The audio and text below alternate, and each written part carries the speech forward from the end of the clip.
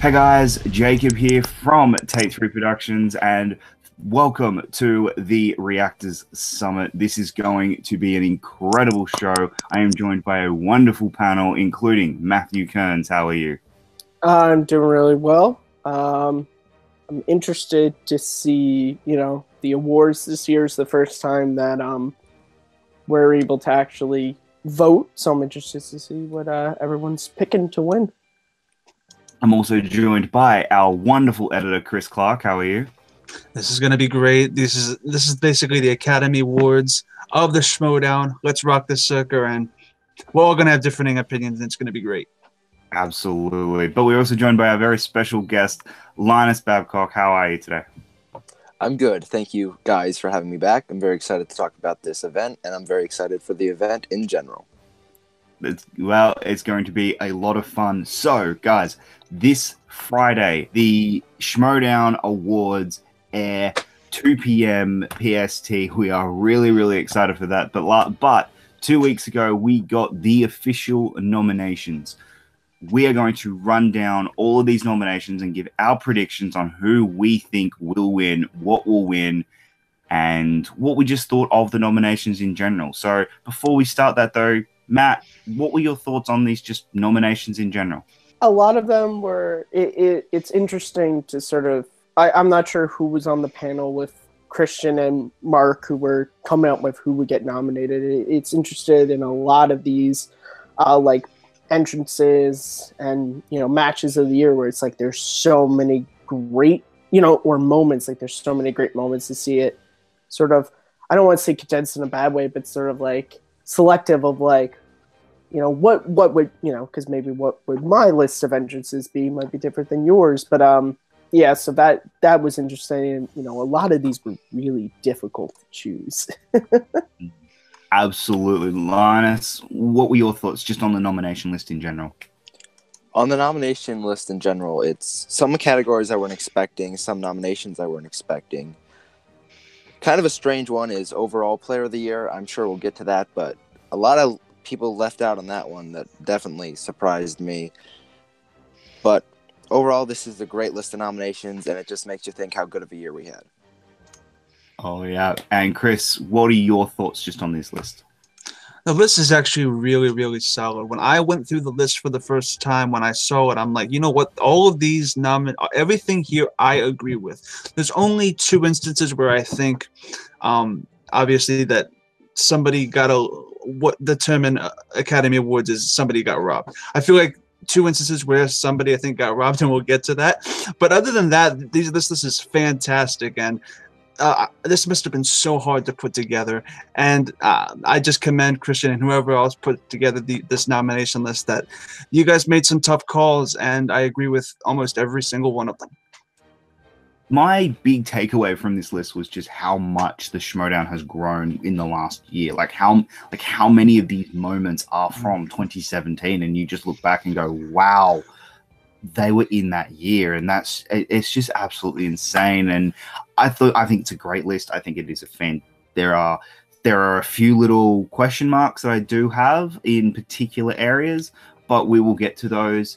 Let's start with the first award, Entrance of the Year Singles. Now, our nominees are Rachel Cushing for her Lord of the Rings Inner Geekdom entrance, Brianne Chandler for her Harley Quinn singles entrance, Mark Ellis for a Big Carrot for Free For All entrance, Ellis and Howard coordinating and entering together in their match, William Bibiani transporting in like the Predator, and Mark Riley for coming out in the Karate Kid entrance.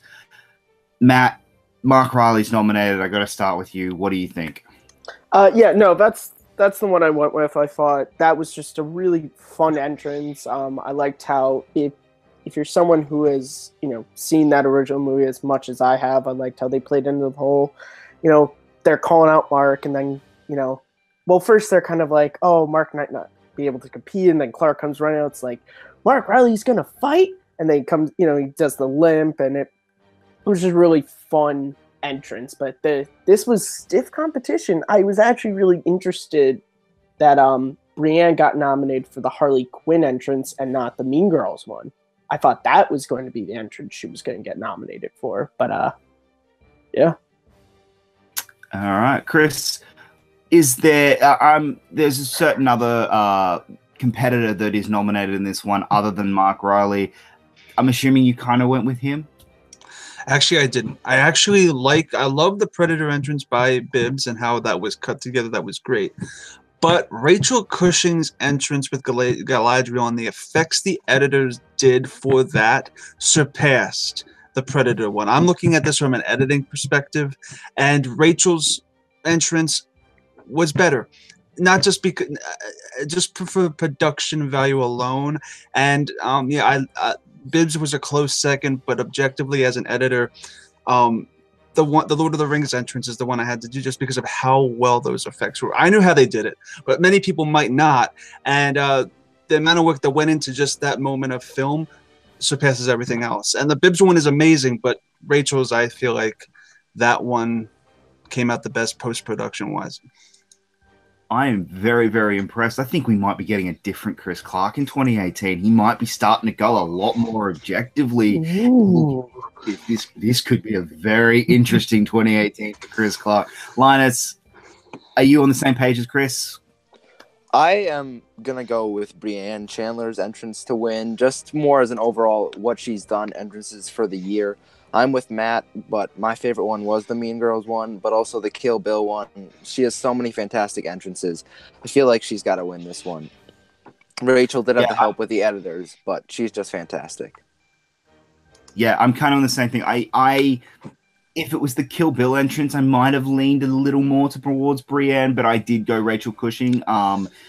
Just Shocker. Because that was really the first time we got the effects coming into a entrance, and it was the first time we'd really seen like, oh wow, they went balls to the walls with it, and they had a lot of fun with it, and I thought that was fantastic. So I went with Rachel. So I guess from take 3 we are Rachel Cushing one from us. All right, so entrance of the year teams, we have 6 Degrees, the American Psycho entrance against DC, Wolves of Steel, the It entrance against Wildberries, 6 Degrees, Poison Ivy and Catwoman, Late to the Party as Revenge of the Nerds, and Tough Beats at the Billy Madison entrance. Linus, I'll start with you.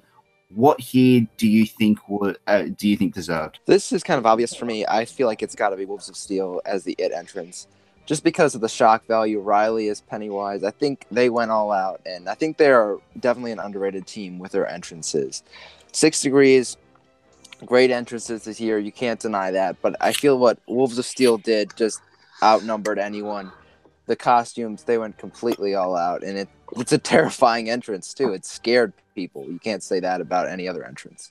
I more chose that entrance more for the Wildberries reaction to the entrance. I thought it was just hilarious how scared Makuga got. It was a great entrance. I think 6 Degrees as well had really strong. I mean, if this was like an overall entrances of the year, 6 Degrees wins. But for this specific one, the It one wins. I'm kind of on the same line. I think the Wolves of Steel, if Makuga hadn't reacted the way he had, I probably wouldn't have given it to them. But Makuga's reaction really, really sold that.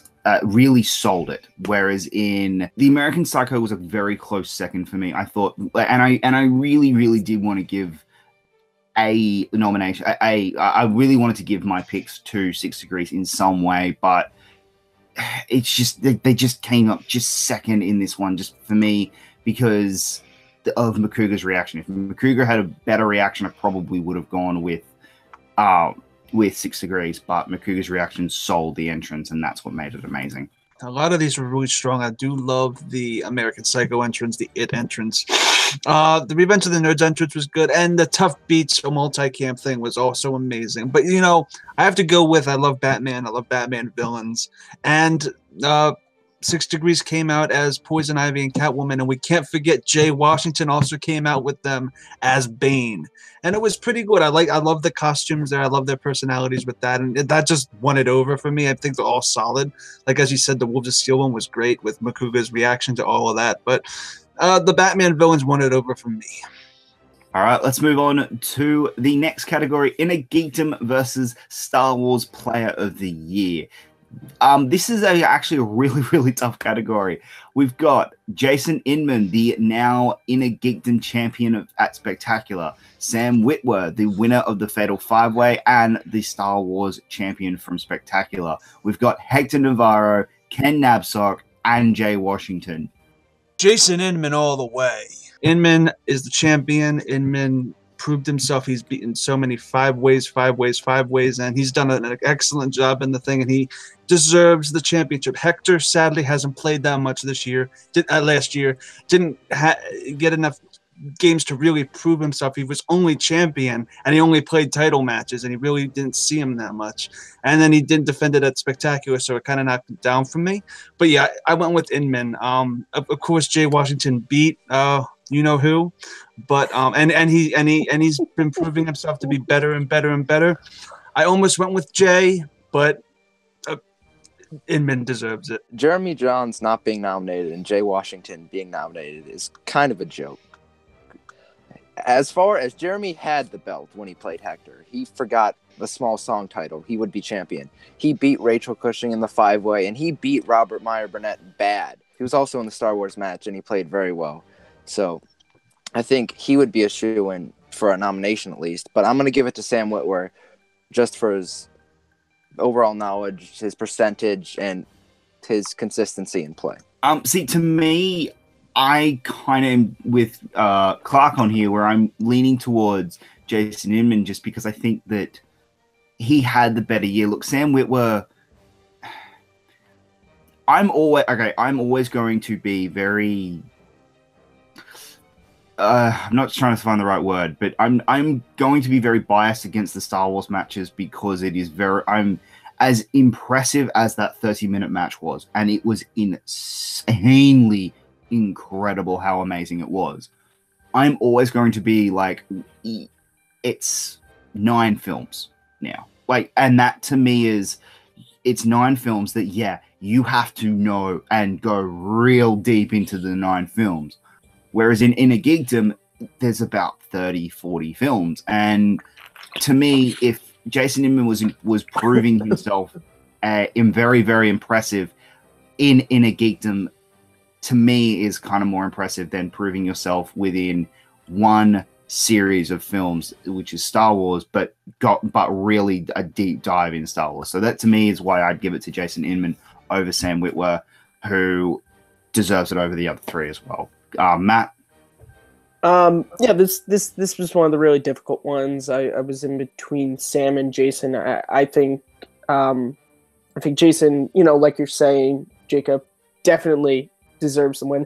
But I did go with Sam mostly because, yes, if you take away the fact that it's actually 10 films because they include the Clone Wars, but they go so deep dive into that, Chris Liskey, and they go so, and the fact of, you look at them, even like, yeah, he lost the Fatal 5-Way at Celebration, but you look at how he performed in the Fatal 5-Way in front of a live crowd after working Celebration for a whole day. Then you look at the 4 people he beat at the Fatal 5-Way, and then look at that Iron Man match I come back to, of just like pure knowledge, just the whole, that's why I just give the little edge to Sam, although I'd be perfectly happy with Jason winning because he did perform extremely well this year. I just thought, given what Sam had to do and the competition he went, not to say Jason didn't, he went up against a lot of competition, but it's just a couple of factors. I just give it to Sam. Fair enough. Let's move on to a very big category this year. One that wasn't there last year, but for the 2017 season, Manager of the Year. Now, we've got our nominations: Tom Dagnito, Jay Washington, Ricky Hayberg, Roxy Starr, and Emma Fyfe. I'm just going to start here. To me, personally, there is no other choice. It's Tom Dagnito. You don't have the year Tom has and the year that the Lions Den have without that type of manager. And I think Tom has really, really proven himself to be arguably the best manager working in the Schmoedown at the moment, and I don't think Emma we haven't seen enough of. Roxy, look, DC they haven't really done much. Ricky has done nothing since getting Bibiani. Like I'm sorry, Rick, they have not done anything. And Jay Washington, look, Jay's a very close second for me. Jay is an extremely close second, but for what Tom has done this year, and for the fact that the Patriots alone have held the belt for an entire year, to me wins the award. Matt, am I crazy, or are you and I on the same page? No, there's really only the one choice, because you look at Emma. Sadly, Emma could do great things next season, but she wasn't really a manager until Spectacular, and even then, we haven't seen what Mark and Draco or Sam Whitmore, we haven't seen what her faction has done yet. Jay Washington is very up there. You do have to give things about, his faction by the end of Spectacular is very up in the air. Ricky is got, I don't know, Roxy, I think if DC Movie News had just a little bit better of a season, I think you could definitely, you could make an argument for any of them except for maybe Ricky. But Tom Dagnino is literally, you look even just overall from like last season into this season of what JT has done in singles, what Snyder has done in singles, what he does something with these competitors.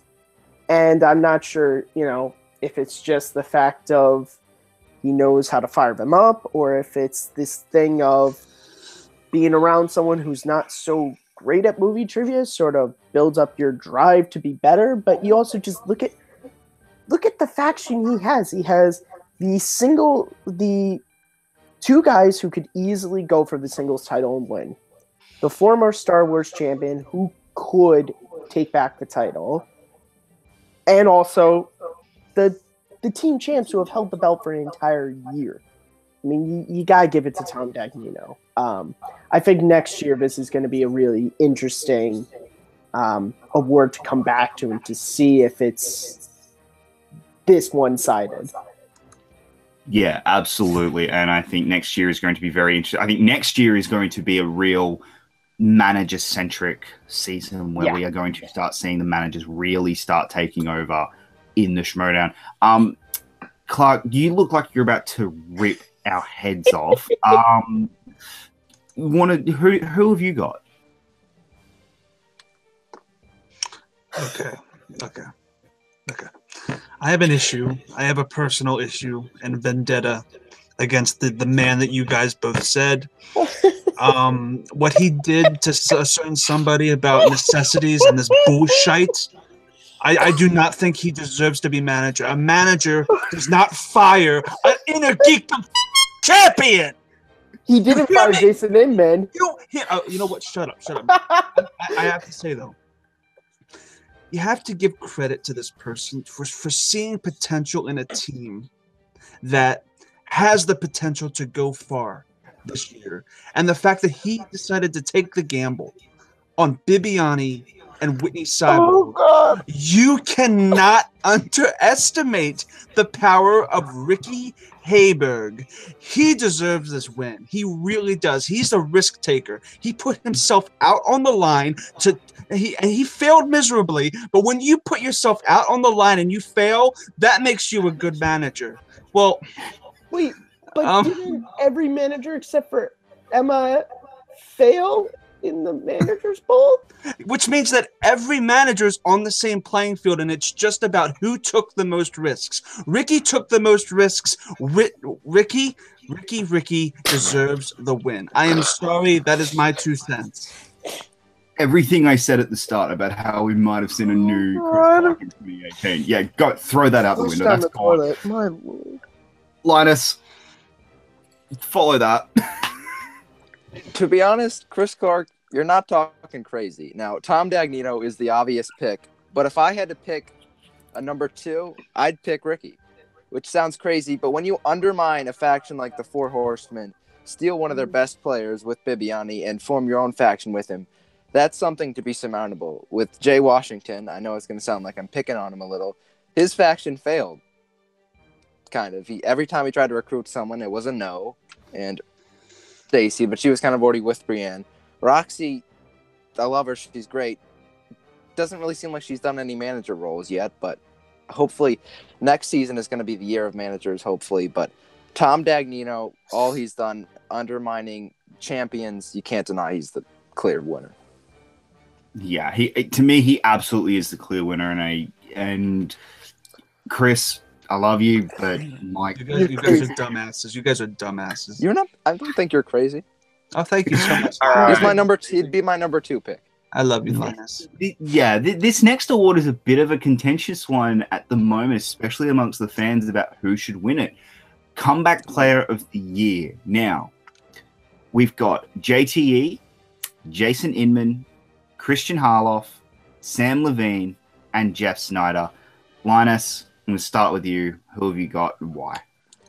So I feel everyone's going to have the same answer except me for this one, because with JTE, I feel when you start 2017 as a champion, he was the team champion at the start of 2017. He never had any match that was as embarrassing as the Tough Beats Double Jeopardy match. So the obvious pick for me is Sam Levine. The accomplishments he's done this year with the team tournament, the free-for-all, winning the belt at Spectacular, the singles tournament, I don't think that could be surmountable for someone who was 2016 but had one of the most embarrassing matches we've ever seen. And to come back from that with a team with Drew McWeeny is just crazy. JT started as a champion. He ended as a champion. He's better at singles this year. I'll give him that. But he's still a champion. So he's pretty much in a similar position he was in last year, just a little more respected.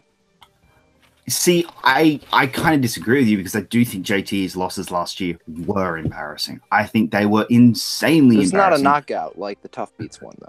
Yeah, but who he lost to, that was the embarrassment part. And the way he lost, and the fact that he went an entire season completely winless and was actually still playing fairly regularly, whereas in Levine wasn't really playing that regularly. He was, I think he played 2 matches in 2016, but whereas in 2017, okay, well, JT played a lot of matches.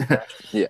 And we saw, but whereas in also the people JT beat this year, you think you had Bibiani, who had just gotten off the breaking the all-time record. That is like, it was Bibiani at where is Bibiani going to go next? Then you had Nabsok. Then you had Kalinowski. Then you had McWeeny in arguably one of the best matches ever.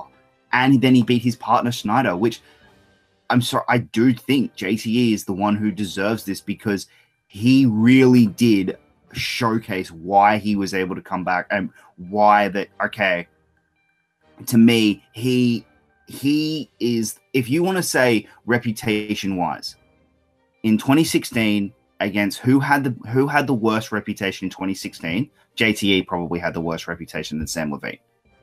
At the end of 2017, the one who's got the better reputation now and the one who everyone thinks improved more, to me, would be JTE. That's my pick, and that's why I think out of the two of them, the one whose reputation improved was JTE. Clark, what am I missing? Well, okay, let me just say this. Out of the 5 people nominated, thank you, Christian. 3 of them this year beat Bibiani.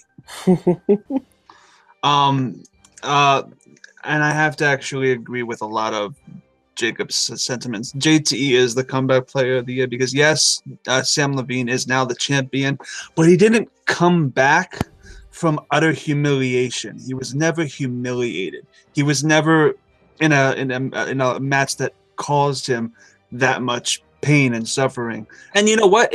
I think JTE is he earned it, and plus he is still undefeated in the team league, and you have to take teams into account.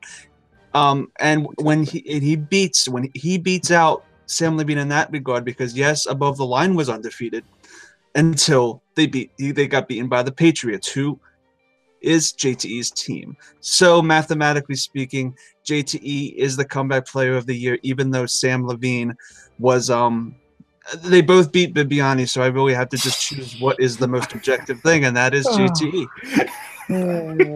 Yeah. Matt, what are you in anyone else, or are you kind of gonna?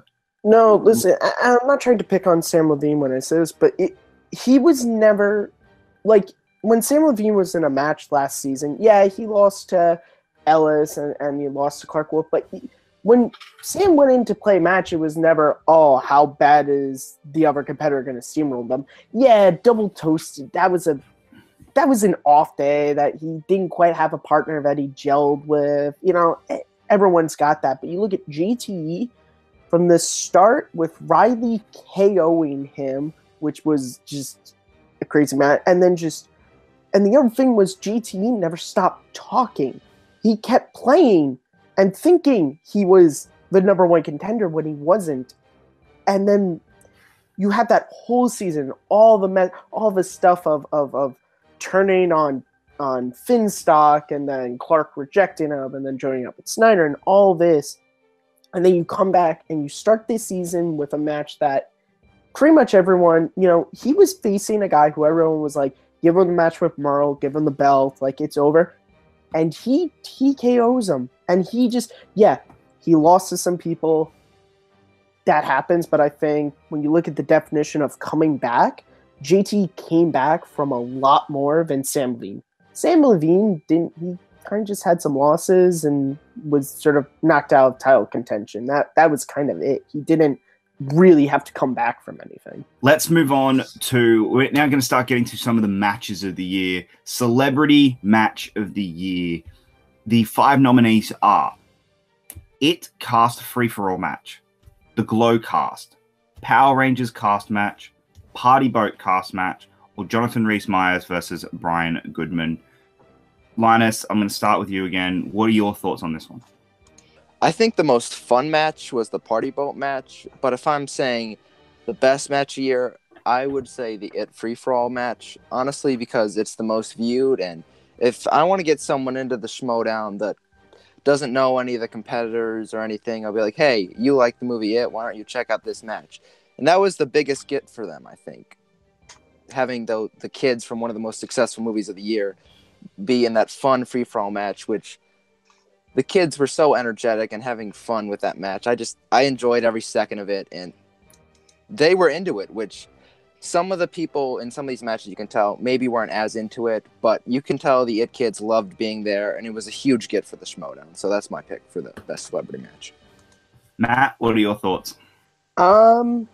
There were a lot of really good celebrity matches this year, but I went with the one that I like to go back to a lot, just a really funny match. I'd go with the Power Rangers one. That cast just had a lot of fun. Yeah, maybe the trivia wasn't the best, but it's just a really funny and fun match. So yeah, it maybe it wasn't the best at trivia, but it's just a really fun match to watch. I mean, yeah, I say fun. Yeah, it absolutely was. Chris, what were your thoughts?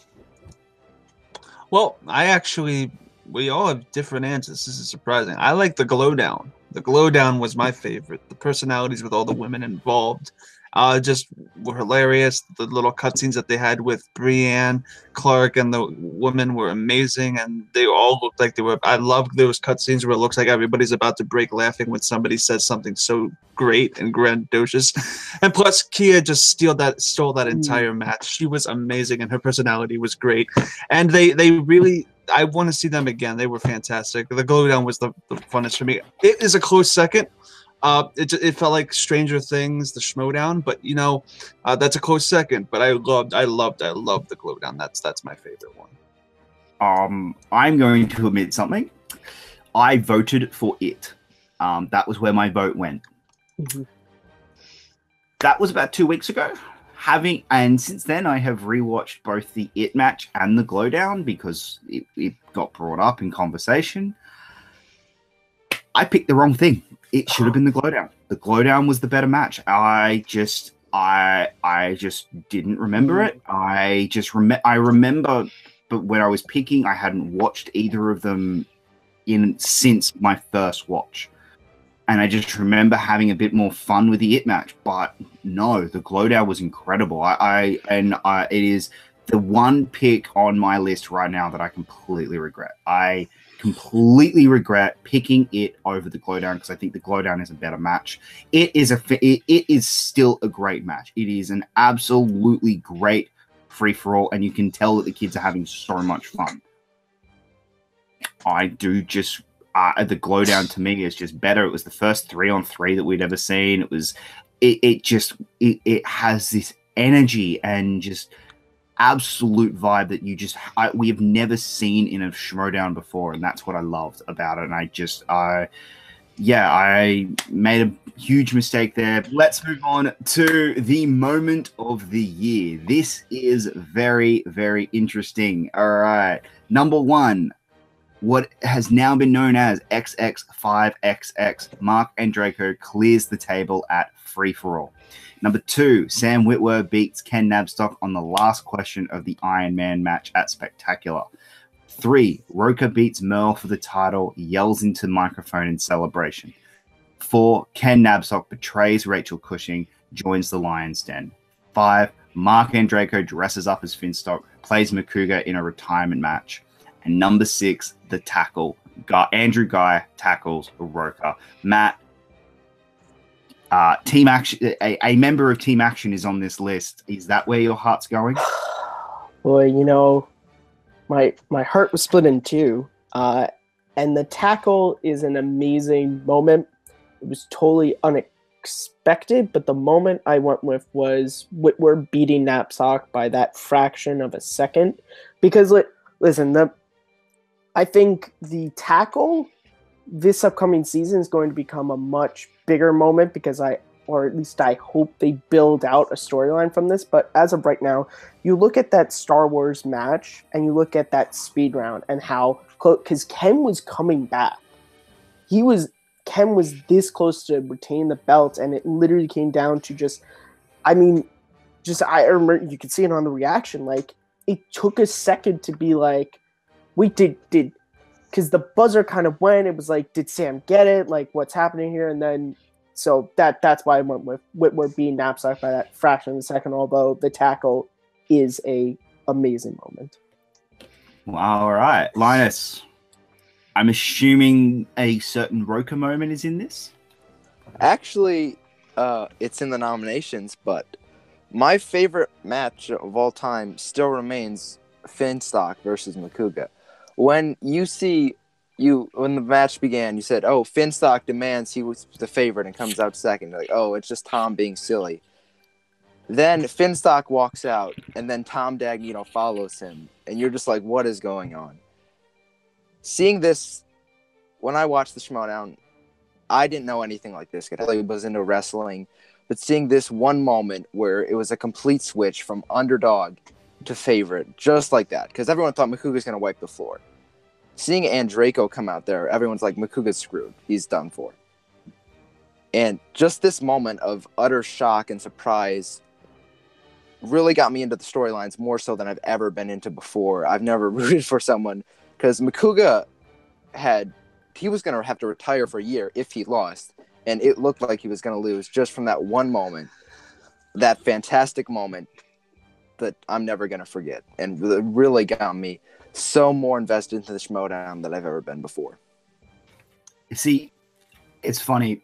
I'd be very interested to see how my reaction to that moment would be now, because when I saw it, I still wasn't that into the storylines at that point. I was still very much just the matches. And that moment annoyed me. And I was, because I loved Makuga and I didn't want, and I was like that, Makuga's lost and we're going to lose Makuga as a personality on the Schmoedown. And I didn't want that. And I'm like, no, what are you doing? No, I don't like this.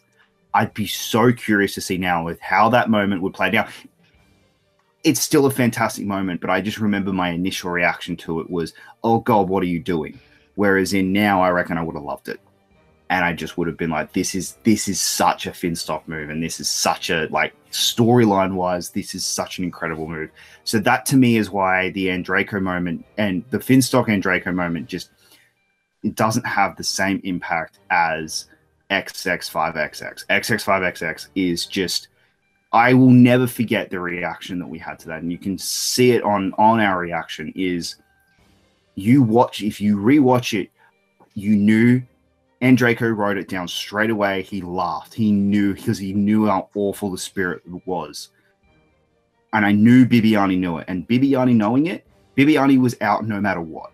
It was who he could take with him, and you could see Bibiani knew it. And then when Roker went, he doesn't know it. I knew, crap, Roker's gone. Merle didn't know it. Merle's gone.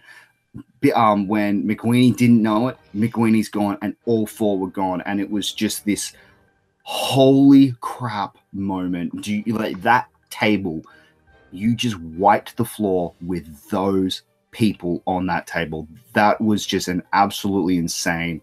It's the moment that whenever someone asks me why do you get invested in the storylines of the Schmoedown and why do you love the Schmoedown, because of that moment. And I know it's not a storyline moment, but if you don't care who Roker are, who Merle are, who Bibiani is, or who McWeeny is, that moment doesn't mean anything to you. Whereas if you actually care about who, and you know who every single person there is, that moment hits you, and that moment hits you hard. And that's just one of those classic moments in the Schmoedown that I wasn't expecting, and I just fell in love with. Chris, where are you landing with this one? Well, let's just put things into realistic perspective. The tackle was planned. It was planned. The Mark Andreyko moment was planned. Cushing and Ken, that stuff was planned. XX5XX wasn't on paper, wasn't a script, wasn't an idea. Like, there was a 50-50 shot that Roker was going to win. There was a 50-50 shot that Sam Witwer was going to win. There was a 1 in 5 million chance that was going to happen. XX5XX was something that cannot be duplicated, could not be scripted, could not be planned, and could not be prepared for. That to this day, I can't add on to what Jacob said other than that just was so unexpected and so awesome that you just had to go out to Best Buy and get a new TV because you threw so much at it after you saw that. So look, XX5XX, bada bing, bada boom is the best moment of the year. That's great, Clark. That was good. All right. Yeah. Well, speaking of that was the best moment, what was the best match? Let's get into these nominees. Nominees are the Iron Man match, Sam Witwer versus Ken Napzok. JTE versus McWeeny, tournament match that ended with 6 rounds of sudden death from memory. JTE wins. Modog versus the Patriots, sudden death team match. Patriots versus Above the Line from Spectacular. Roker versus Merle. Roker versus Riley versus Merle. Nerds Watch versus Team Action. Inner Geekdom Fatal 4-way where Inman won. Fatal 5-way singles qualifier where Inman won. And Harloff versus Snyder at Collider Collision. Matt, I know there's a match there that really affects you a bit, but is there anything else there that you would really love to have seen nominated, or at least, and what do you think wins? Well, nominated, I would definitely love to see Riley Roker 3, because not only is that my favorite match, but also just that was a great match where it was great trivia, there were great moments, and it was also just a great culmination of storylines. But my favorite match is the Star Wars Iron Man match, for a lot of the reasons that I just talked about Riley Roker 3 being nominated, which is, when it comes to Star Wars, Ken Napzok and Sam Witwer are kind of enemies. You go back to Force Bros versus Council, Sam Witwer beats Ken. You go to that Fatal 5-Way celebration, Ken beats Sam. Sam wins the Fatal 5-Way, and then Sam in the post-match interview of the Fatal 5-Way suggests this idea of 30 minutes of just pure trivia, and that's what it was.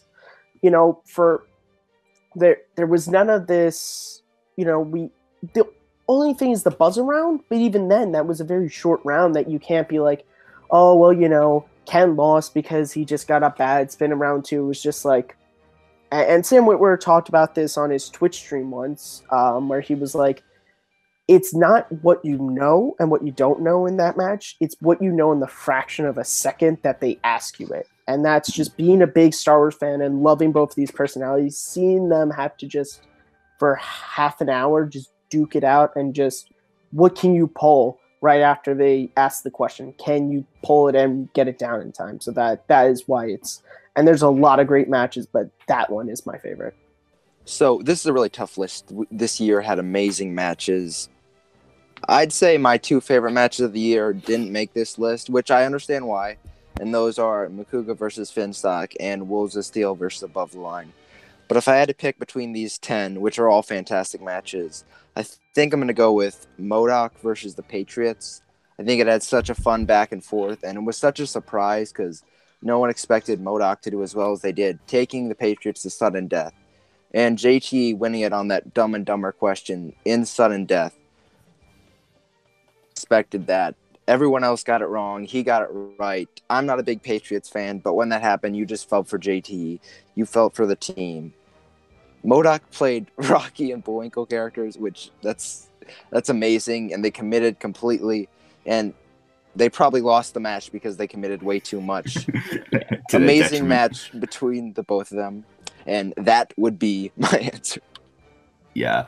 No, that was a fantastic match, and I did really, really enjoy that one. And JTE pulling it at the last second was incredible.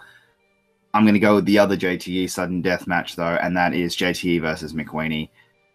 Going through 6 rounds of sudden death, like, for a match where JTE was going to get wiped. Like, it was, JTE's not winning this. McWeenie is winning this. This is McWeenie's thing, especially after what McWeenie had just done in the team tournament. The fact, and then JTE pulling it out of in 6 rounds of sudden death. That to me is my favorite, is the best match of the year. Now, personally, my favorite match isn't on this list. My favorite, like, it's not really a match. It was the free for all is still my favorite event, thing of the year. Mm-hmm. I still really absolutely adore the free for all. But other than that, I would. Actually, no. That is actually probably my favorite match of the year. If I'm thinking about it now, yeah, that is actually probably my favorite match of the year. So, Clark, where are you landing? I have to go with Patriots versus Above the Line. That match was super solid. I didn't know how it was going to end, how they were going to do it for the Above the Line almost beat the Patriots, and I was on my seat the entire time during that spectacular reaction. And I haven't felt that for a championship match this entire year. Besides this, I felt like the undefeatable was going to be defeated for once, and I couldn't get. It's Patriots versus Above the Line for me. I think that's the first category so far where all of us have had different answers. So that's good. Speaking of the next category where I think we're all going to have the same answer, Rookie of the Year. Rachel Cushing, Ben Bateman, Lon Harris, Jim Vavida, and Tim Franco. It's Rachel Cushing. I mean, she literally came out of nowhere.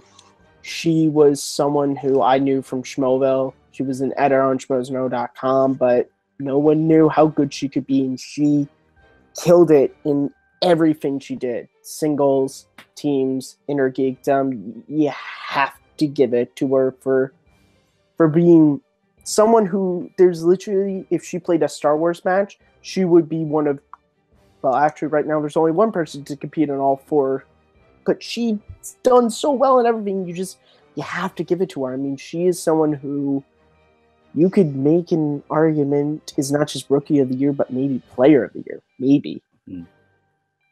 Well, there's definitely an argument there. To me, it's Rachel Cushing. If this year has proven anything, I have become a huge Cushing fan. She is my favorite current player who is still playing, and you look at what she has done this year. She has a #1 contenders match coming back in singles in 2 weeks. Mm-hmm. She's had a #1 contenders match in Inner Geekdom. She's had a #1 contenders match in team tournament, all within 1 year. That is insane. And to think that she has started literally last year, she was a nobody. No one knew who she was. This year, she was the pick in fantasy. Everyone wanted Rachel Cushing. That's insane to me. So yeah, it's Rachel Cushing. She is the #1. Chris, are you going with someone different, or is this who you're going? Oh, look. Let me just go down this. Tim Franco is an amazing, amazing person, friend, and competitor. Tim sadly hasn't played a lot, so I can't really vote for him. Jim Vejvoda has done well in teams, but he hasn't debuted in singles, so that's not really fair to that. I love Jim, and I love how IGN Top That has performed, but Jim is out of the question for me. Lon has potential, but again, we've only seen one match from him. Ben, we have a very interesting relationship in action. Yeah. Hi, Ben. Hi. But Ben, although action was fantastic, his only singles match this year left a little to be like he did good, but he was in that 5-way.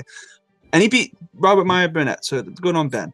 It gives me respect, but you still, and usually that would make me vote for you. But Rachel Cushing, because you beat the champion of Inner Geekdom, so he has so much stake in what he does and what he lives for and how he thrives. But Rachel Cushing, she, as you guys said, nobody knew who she was, and now she's like one of the biggest fan favorites of the league. And I love Rachel. We all love Rachel. She's a friend of the channel. She's a fantastic person and human being to talk to, and I hope that Rachel wins that. Yeah, same here, Linus. Are you gonna make it 4 for 4? 4 for 4, the Wendy's combo. But yeah, it's Rachel Cushing for sure. It's not really arguable. If Jim Vejvoda had debuted in singles against Adam Halvik like he was supposed to, if Top That made it into the team tournament, we could possibly have a different winner. But I think Rachel Cushing, being prominent in all 3 leagues, coming out of nowhere, being this huge star that everyone rooted for, it's kind of obvious she's the Rookie of the Year, and we knew that since May. I don't think there's much more we can elaborate on this one. Now, this next category could actually have a bit of a contest. Rookie Team of the Year. The nominees are Above the Line, Blofeld's Cat, Team Action, Nerds Watch, DC Movie News, and Late to the Party. All 4 of our favorite teams are on this list. I just want to say that.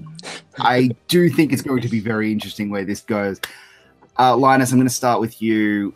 The obvious pick is Above the Line. Is that where you're going? Yes. I'm going with Above the Line. They were my favorite team probably before they debuted, just from that post-match interview. And Christian's like, "You want to be teams with McWeeny?" And Sam was like, "Yeah." I'm like, "That's my favorite team already." And just how well they're the bearded, amazing. They will be champions. They will remember the Titans next time. And they are the greatest team we've seen so far in the Schmoedown. Just pure knowledge, pure consistency of matches. They lost to the Patriots, yeah, but every other team this year has shown a weakness in some way or another. Above the Line really hasn't, besides remember the Titans. Matt, I'm assuming you're going to go with a certain team. Who have you got? Yeah. I mean, it's Team Action because, yeah, they lost to Nerds Watch, they lost to Above the Line, sure, but you also look at these guys, no one knew who, like, I knew who they were because I've been following their show, Action Movie and Anime, for a long time. But if you didn't watch that show on Popcorn Talk, you had no idea who Ben Bateman and Andrew Guy were. And you look at these 2 guys who came out of nowhere, and they've made a name. Like, people know who they are. People, when you see those suits and those shades, you go, "Oh, it's Team Action." When you hear that music, and I think that is really important. And they've also performed extremely well in a lot of their matches. And I think all those things, I think the Schmoedown, for as much as it is trivia and wins, losses, I think personalities also plays a big thing into it. And they're loaded with great personality. They're just great heels. Yeah, they absolutely are. Chris, you going with your head or you going with your heart? I'm going with both my head and my heart because I feel like they deserve to be the Rookie Team of the Year. They have had one of the best theatrical matches ever in their match against Rachel Cushing. Blofeld's Cat is a team that nobody can surpass in both talent, charisma, passion, and knowledge. Just because they lost to top 10 doesn't mean anything. They are what I consider to be the greatest retired team in Schmoedown history. Robert Meyer Burnett and Ann Draco. You cannot get a better duo than that except for critically acclaimed. I am trying to keep my sanity right now because this category and the next caused me so much depression. Look. Blofeld's cat, I'm picking. I do not care what anybody says. I know Above the Line is going to win, but my vote is going towards the underdog. Blofeld's cat is single-handedly the rookie team of the year. They made a shirt for them. I think they deserve the recognition that they got. May they rest in peace and may they come back together and rule the world as brother and brother.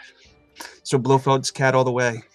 My heart says I need to pick Nerds Watch, but I can't. Like it's especially after if Nerds Watch had beaten MODOK, maybe there is an argument. But look, it's Above the Line.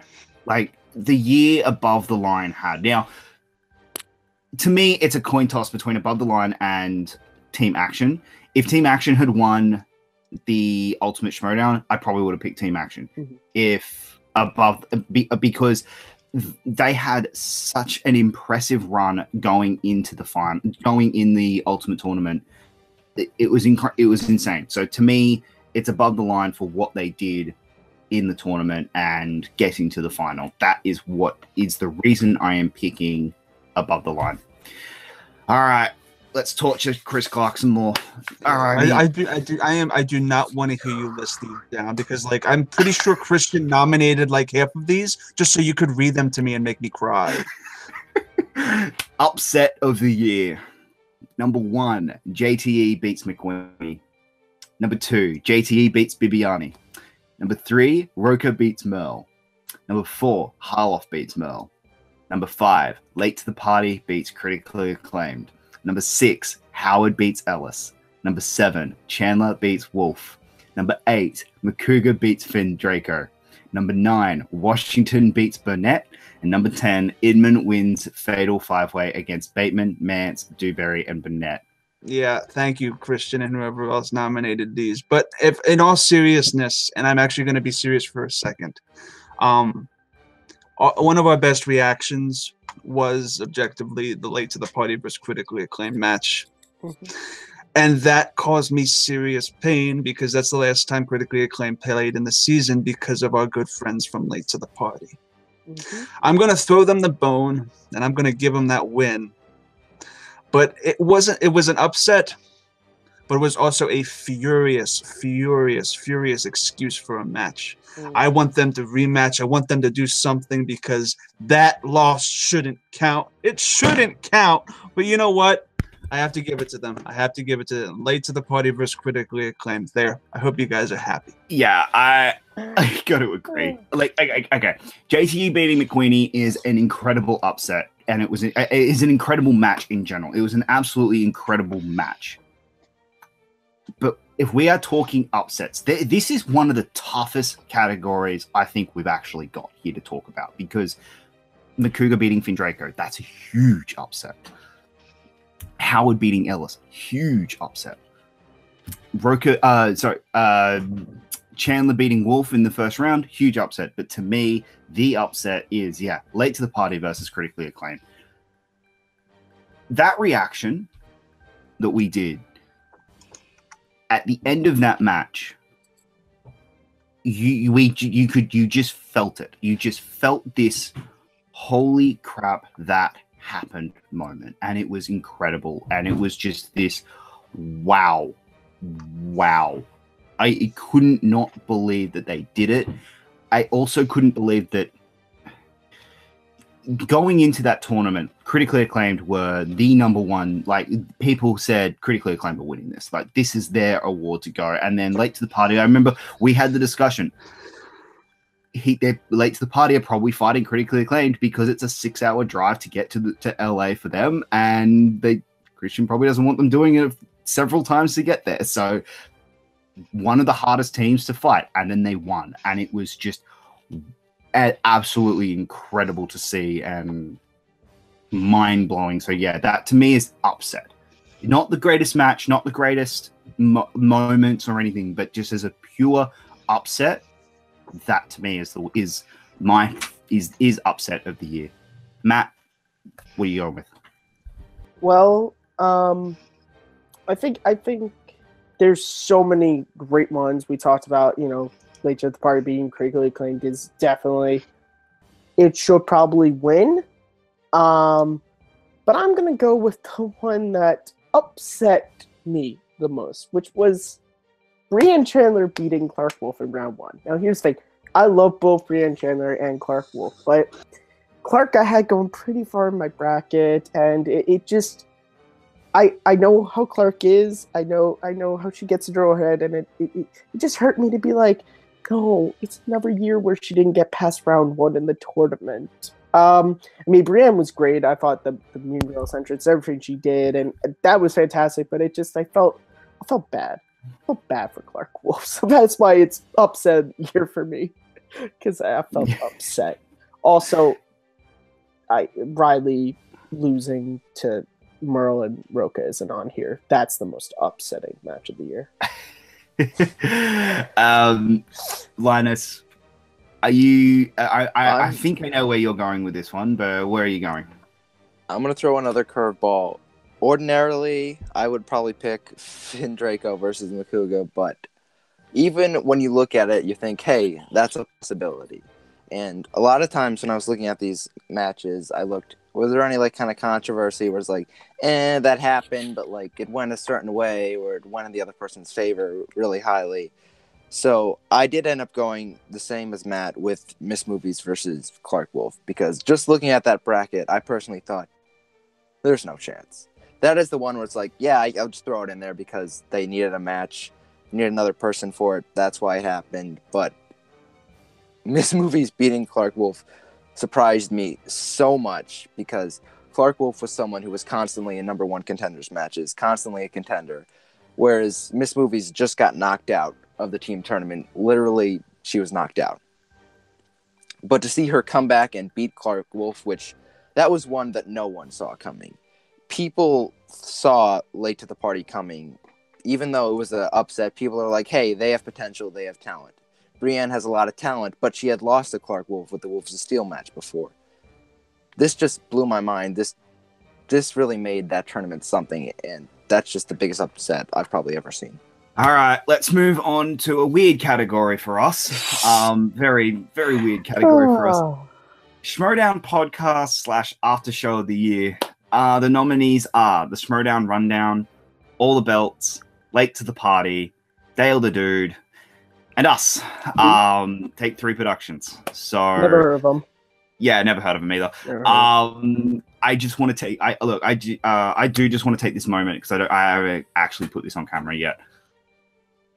Thank you very much for this nomination. We are really, really humbled, and really, I'm not being facetious when I say that we are getting our ass kicked in this one. I'm not I genuinely don't think that we are going to win this one. But more important, this nomination isn't about me. It isn't about the reactions. This nomination goes to one man, and that is Chris Clark. The work he does for this show, and for the reactions, and for everything that we do for the Schmoedown in general, the work he does is just absolutely incredible and insane, and I don't give the man enough credit on camera enough. So Chris Clark, this nomination is for you. Congratulations. Thank you so much for all the work you have given to this channel and to this show. So I just wanted to say that on camera, because I don't say that enough, and I don't give you enough credit. So thank you very much for that. I see how it is, Jacob. Let me just say thank you, Jacob. Thank you, guys. That's very. It's still, the channel is. The nomination is fantastic for all of us, and each and every one of us on here just loves the Schmoedown, loves everything that the opportunities that it's given us, and it's basically made the bread of the channel. The reactions are the bread of the channel and the life force of the channel, and yeah, this whole nomination is amazing. And we can't thank you enough, Christian, and all of you guys at the Schmoedown. Thank you, and keep rocking.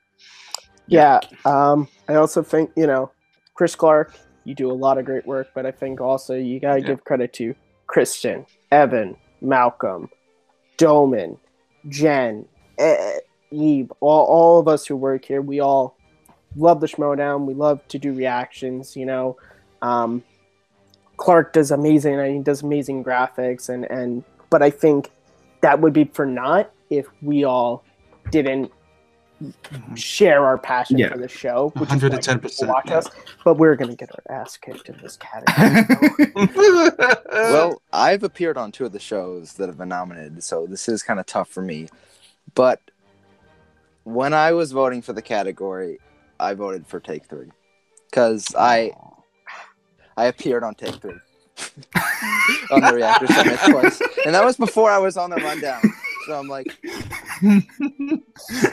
It all matters is that whatever show I was guesting on is gonna win.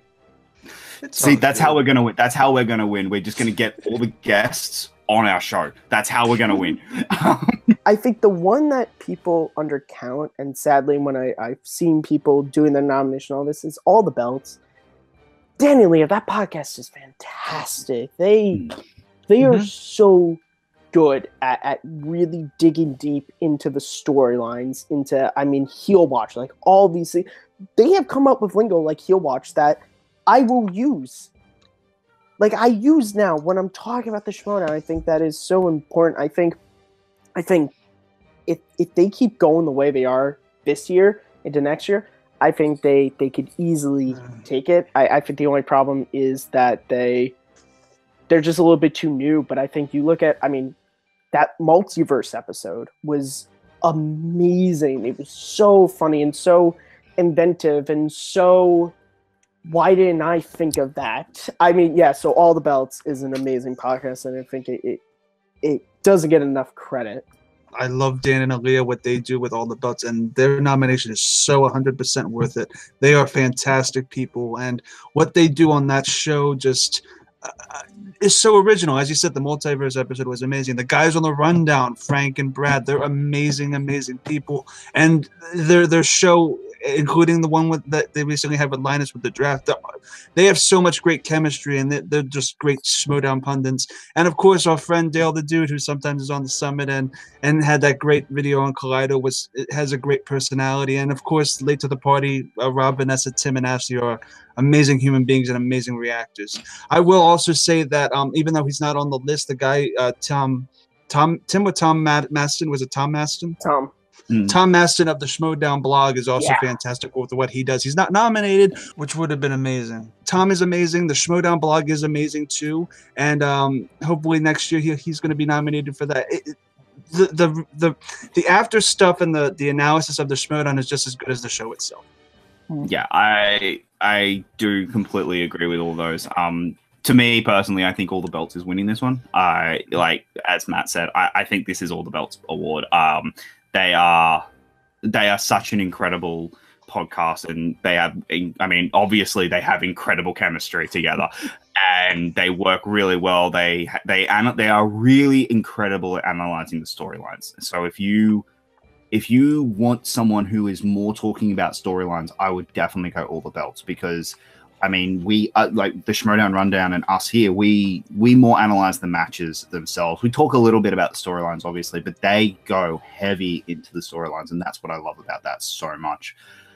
All right, let's move on. We are getting down towards the tail end of these awards. Heel of the Year. We have Tom Dagnito, William Bibiani, Brianne Chandler, Jay Washington, JTE, John Roker for the first half of the year, and Ken Nabsok. Chris, are you going with your heart again? Let me say this for one. This is actually a legitimate snub. The one person I feel like who's had a lot of the best quotes in the Schmoedown. I know I'm a huge fan of him, and he's had great quotes. He's been a great heel, and he got snubbed from this category as Robert Meyer Burnett. I feel like Rob should have been in this. He was a great heel throughout this entire year. Got a lot of screen time, got a lot of story devoted to him, especially in Spectacular. And his arc came from losing the belt to going down deeper into the depression of getting kicked out of the Lions Den and all of that. But, you know, I feel like his arc throughout this entire year can't be ignored. And I would have voted for Rob had he been nominated just because of how strong his story was this year. I can't vote for Bibiani because I don't feel like he's a heel. He's a hero. He's just a hero, right? Bibbs isn't necessarily a heel, but the heel of the year is obviously. I'm looking at this now. It's so obvious I have to look at it. No, it's hard, but I'm gonna go. I have to go with Jay Washington. Jay, he had a lot of great. He's great on the mic. He's fantastic. He has that persona. Like I just love Jay's personality, and I think Jay won that for me. I would vote for Bibbs in this sense, but I don't consider him a heel per se. It might have been a heel when he was with the Four Horsemen, but now I think he's his own thing. So I'm just gonna go with Jay because I ain't voting for Dagnino after what he did. Nope. Well, sorry, I'm going Dagnino. Like, there is no other choice. It is Dagnino. He has been and probably still will be the heel of the year for the next 10 years if he keeps it up the way he's going, because I don't think someone is surpassing him. Matt?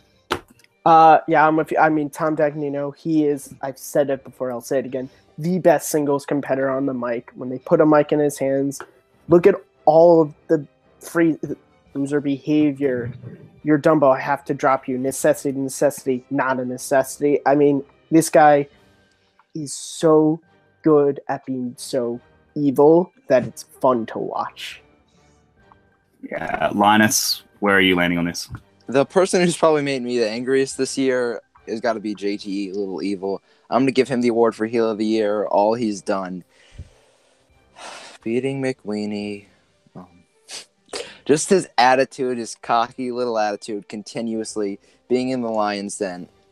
Tom Dagnino is great, but JT has proven all his heel worth and all his heel things he says, all the things he says about people, it comes true. And he's gotten so great on that mic that I think he's the evilest one. He's the one I want to root against the most. He's my heel of the year. Let's move on to Babyface of the year. So these are essentially the good guys of the year. All right, number 1, we have Rachel Cushing. Number 2, Sam Levine. Number 3, Christian Harloff. Number 4, Jason Inman. Number 5, Emma Fyfe. Number 6, John Roker for the second half. And number 7, Mike Kalinowski. Matt, where's your heart tell you? It's Rachel Cushing. I mean, she has only gotten a line close to being a heel, which is, of course, in her match with Mike Kalinowski. You know, but she is just so nice. And you see it in so many things. I mean, Ken turns on her in the Blofeld, in the Fatal 5-Way, the Stars Fatal 5-Way. And what does she do? She goes and she's trying to bring Ken back to the light. She's such a great baby face. She's a great hero. So it's Rachel. Yeah, it's Rachel to me. She is the epitome right now inside the Schmoedown of what a hero is in terms of the storylines and the wrestling. So they flirted with her becoming a villain, and it teased. We were all very, very like, could this happen? And after the fact, it's obvious. Of course not. It's Rachel. Of course it couldn't happen. And of course, if there is one name on this list who could go, who you look at this list and you say, all right, who here could not go heel? The only name on that list who definitely, Emma Fyfe possibly couldn't. I can't really see Emma Fyfe going heel, but Emma this year just she hasn't really been in the storylines that much until the very end. She's more been the presenter, whereas in Rachel all year been in the storyline. She's been a face all year. I gotta go with Rachel. Linus. This was an obvious one for me. I have a different pick than you guys, but it's Mike Kalinowski. We've never seen a heel like that genuine. He brings gifts to people. He feels terrible when he knocks out people. He hands out flowers to his female competitors, and he wears costumes. He's the hero of the Schmoedown, a hero we've never seen before, in my opinion. He's not going to turn heel, and he always is positive. He's a great guy. He gives that finger gun, and he's we've never seen anyone like him in that sense of the way. People like Sam Levine and Christian Harloff, I think, are more kind of tweeners. Yes, they're generally good, but they'll smack talk a lot. Kalinowski will give people gifts before matches, and he brought Breanne Chandler to the light side. He's such much of a face, and the moment when he hugs her after that match, we've never seen anything that genuine in the Schmoedown before. Never seen anything that kind or sweet, so I think he's an obvious face of the year for me. All right. Chris, where are you landing on this one? Rachel. Rachel's the easy pick, and Rachel, again, she's like hero number uno by everybody, and a great personality. And when she got betrayed by Ken, that just amplified everybody's support for her. And Rachel is the true good guy underdog, and we can't wait to see what happens with her in the future. It's going to be great. All the other nominees are fantastic. Sam, Christian, Cal, but I just have to go with Rachel. Rachel all the way. Definitely. All right, let's move on. This one is going to be very interesting. Team Heel of the Year. We have Team Action, Patriots, top 10 for the first half of the year, 6 Degrees, Blofeld's Cat, and Critically Acclaimed. Matt, where are you going to land on this one? It's Action. It's go back to what I said for Wyvern Rookie of the Year. They're quite possibly the best team on the mic. The fact that they came out of nowhere, no one knew who they were. Like, we knew who JTE was, we knew who Snyder was when they formed, but like literally, if you said Ben Bateman, Andrew Guy before their match with Night Sisters, you'd be like, who? But now you know who they are, and not only that, but you know their heels. And you hear things that they do behind the scenes. You hear how Ben Bateman was mentally trying to mess with John Roca before his match at Spectacular. I mean, they're heels, and I love it. Absolutely. I am in complete agreement with you. As much as I think the Patriots are the standard for what a heel team are, this year, if going solely based on 2017, you have to say that it's Team Action, just based on what they have been able to achieve, and just being that young, aggressive heel team that I just think is perfect and just incredible. Linus, what have you got? All right, so Team Action, I feel, kind of has what Top 10 used to have with their heels, but they're somewhat lovable heels. They are fantastic at what they do. The Patriots are going to be my heels of the year because all the people they've beaten, all the controversy they've caused, no one has caused more controversy than the Patriot, whether it's whether it's Eva, whether it's Remember the Titans. People just don't want the Patriots to win most of the time. And I feel with Action, even I find myself rooting for them sometimes because they're charismatic and such an on-screen presence where they're heroes, they're villains, but you kind of want to see them get farther. With the Patriots, they're amazing. You want to see them do well as well, but you want to see the face teams more so beat them. And the Patriots have beaten all these face teams, whether it be above the line. They beat them, and they shattered my hopes and dreams. So the Action did not shatter my hopes and dreams. Chris, where are you landing? Okay, this is actually pretty simple. It might not look simple to if you know me, but it is pretty simple.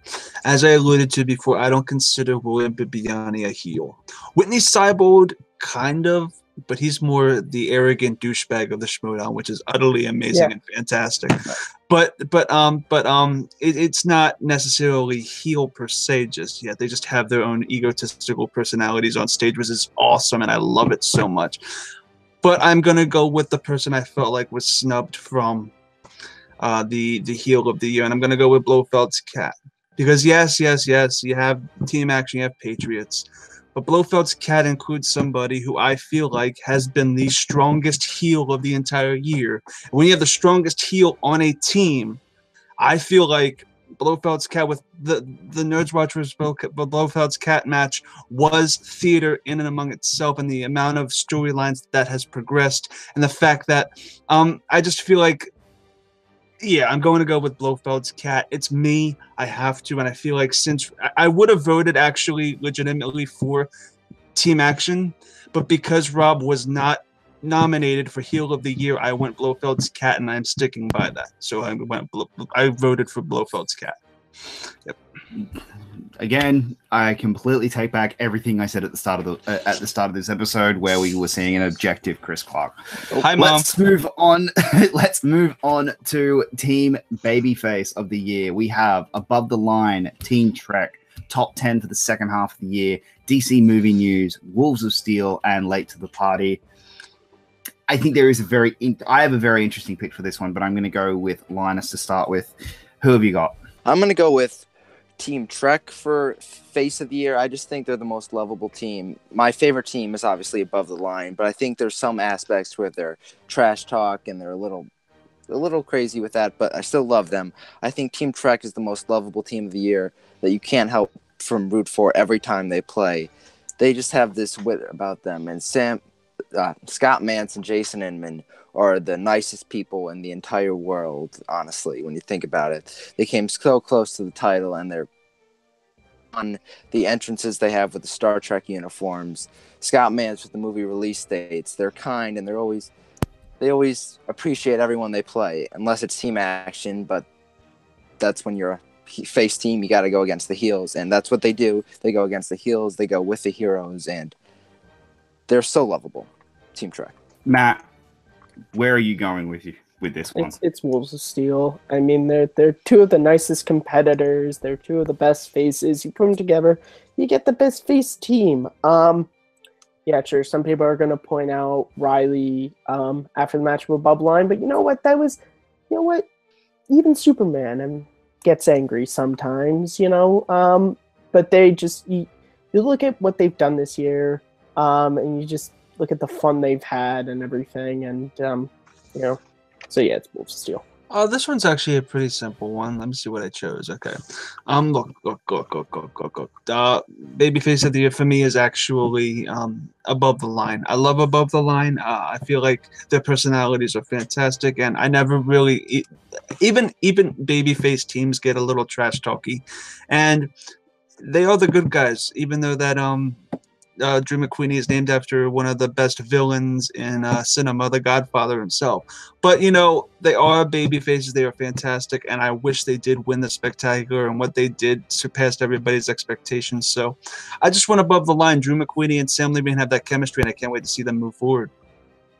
Yeah, I'm kind of with Matt on this. I'm going Wolves of Steel. I think if you take two of the nicest people within the game, and every time they win, they're never mean-spirited in their wins, whereas in a few of the wins Above the Line, Sam Levine kind of got a little mean-spirited in some of his wins. So it was kind of I'm going with Wolves of Steel just because they were never mean-spirited in any times that they won, and never in anything that they did, other than scaring the living crap out of Josh McCready with their entrance once. I think that's the only time that maybe they were a little mean.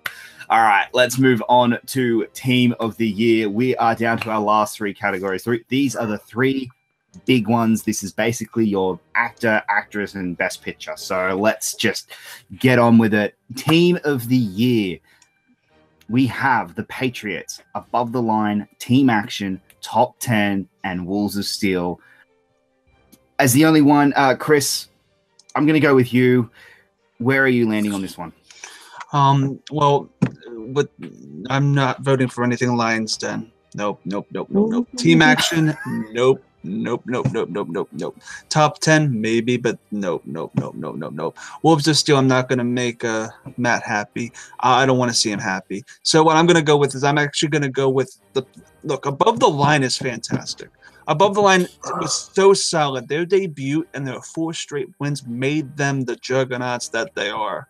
And the fact they almost beat the Patriots is much more than most teams can do, and they were pretty much undefeated when they versed them. So you know what?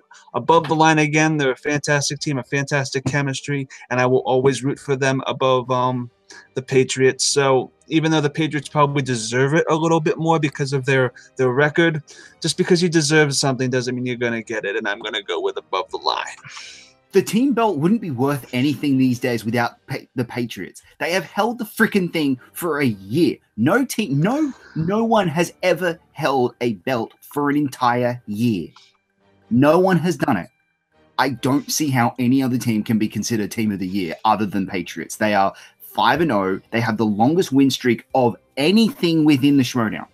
Teams, singles, Inner Geekdom, Star Wars. No one has the win streak that they do. They are on an incredible run. They are 5-0. No other team didn't have a loss this year that played more than, I think, 3 matches. I'm sorry. There is no other choice other than Team Patriots. Linus, tell me I'm wrong. I will try. I voted for Above the Line because I loved Above the Line. They are my team of the year. But if I really look down at it, I might have to pick the Patriots, but I just think some of their matches are a little too close. With Above the Line, with their matches, they were in control of pretty much everything. They were pretty much in control of that Patriots match. Just they had a bad run of the final question, which happens. But I think what they did this year, being a breakout team with Drew McQueen and Sam Levine, they went through that tournament like nothing. 16 teams, they went through it like absolutely nothing, where the Patriots had trouble beating Trek. So I'm going to give it to Above the Line still, even though maybe secretly in my brain I know the Patriots should get it, but Above the Line, I think, is the team of the year. Wolves of Steel and Action are my favorite teams, but you have to give it, like Jacob said, the Patriots have made that team belt something. The reason why pretty much everyone roots against them is because they just want to watch them lose the belts, and they haven't. And you can sit there and you can throw Eva, you can throw Russian accents at it, and they shouldn't have, and remember the time. But they have held the belts for a whole year. I mean, it has never happened in the history of the Schmoedown that a team or competitor that a team has only played title matches and has won every single one of those title matches. You have to give it to Patriots for Team of the Year. This one's going to be an interesting discussion now. Singles Player of the Year. We have JTE, Sam Levine, Rachel Cushing, John Roker, Christian Harloff, and Mark Riley. Matt, Riley is on here. Are you going to go with Riley? Okay, here's the thing. Remember how I said last time all this BS with the, I'm not doing it this time. It's Mark Riley, okay? It's Mark Riley. First 2-time champ, all right? He still holds the record for most back-to-back wins, okay? So he didn't defend the belt against John Roca and Dan Murrow in that 3-way. Okay, I'm sorry. You tried to defend the belt against Dan Murrow and Mark Riley in that 3 and John Roca in that 3, all right? He is the best we have seen. Has he lost matches? Yes. So is pretty much every singles competitor that has held the belt. But he is still the face of the year. I'm annoyed he wasn't nominated for face of the year. He is the best we have ever seen, and he's coming back in 2018. I know it. Only one player this year has actually been on a revenge tour, has held the belt for what he's done to the league and juggling that with commentating matches and setting everything up. My singles player of the year is Christian Harloff, just because, look, I get Sam Levine, he's the champion now, and you can make arguments for John Roca and JTE for being comeback. But, Christian juggled a lot of stuff.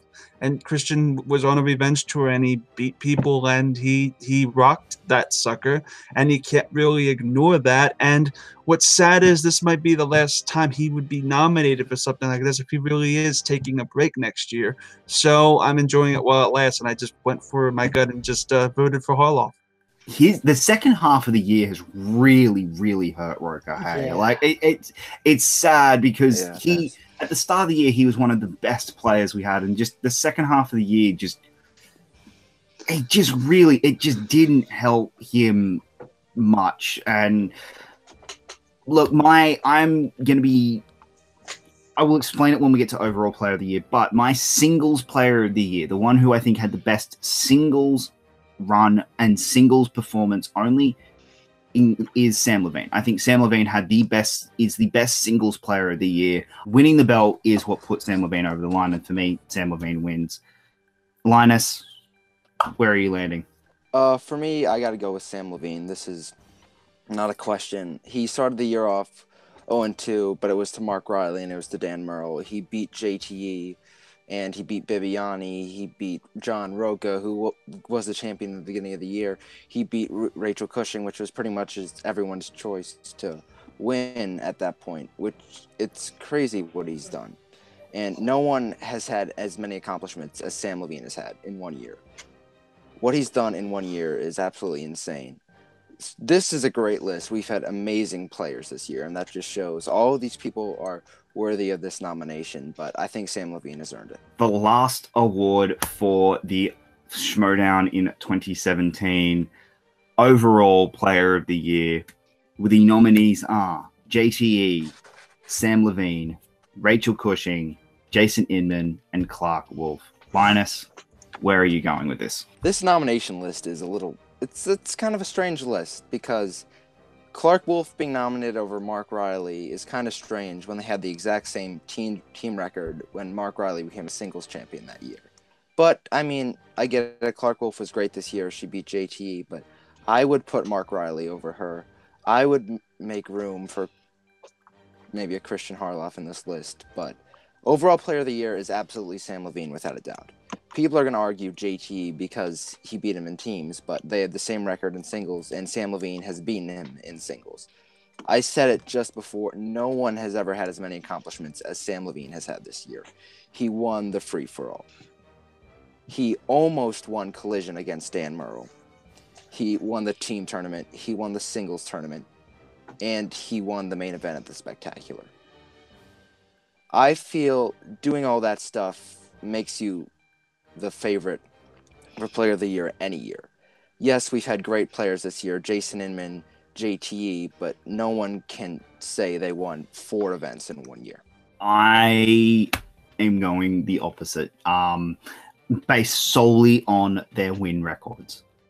This in 2017, Sam Levine won 5 for 2 in singles and 4 for 1 in teams.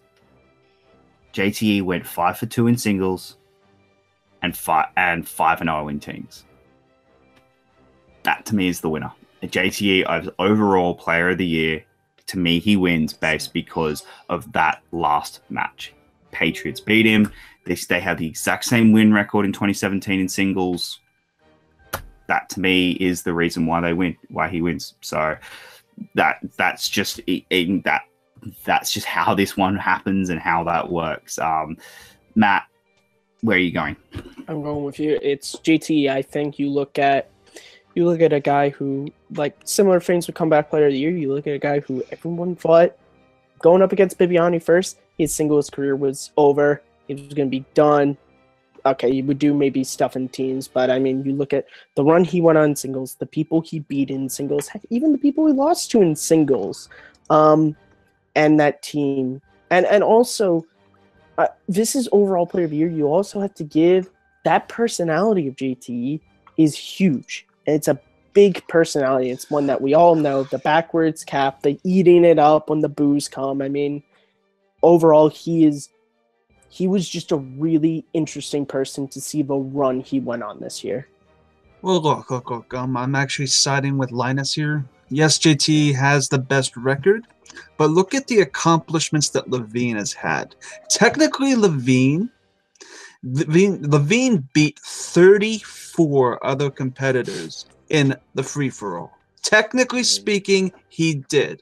And that match between him and Tom Dagnino is technically a singles match that he won. So in technical terms, he has a better singles record than JTE does, technically, even though it doesn't count towards the singles record itself. And the fact that he has the belt right now in singles, and the fact that he pretty much created a team from scratch this year that went undefeated until they went against a team that was also undefeated, says a lot. So yes, JT might have the better record, but I think Sam Levine has the better accomplishments, so I'm taking Sam Levine over JTE, and that is what I have decided. So it's Sam Levine for me. Well, that is it, guys. That is our recap of the awards. The awards will be announced next Friday. You will be able to see our live reaction to the awards on Friday. We'll be doing our reaction, obviously. It will be up on the channel just a couple of hours later. Make sure you check that out. I do want to thank everyone on my panel today. Linus, where can the good people find you online? Can find me on Twitter at Schmoedown Linus. I retweet a bunch of stuff. Find me on the Movie Trivia Schmoedown Facebook page, adminning. If you have any questions, I'll be there. And I'm around. And thank you guys for having me. It's always a blast to talk Schmoedown, give my thoughts on the awards, and say why Sam Levine is the best ever.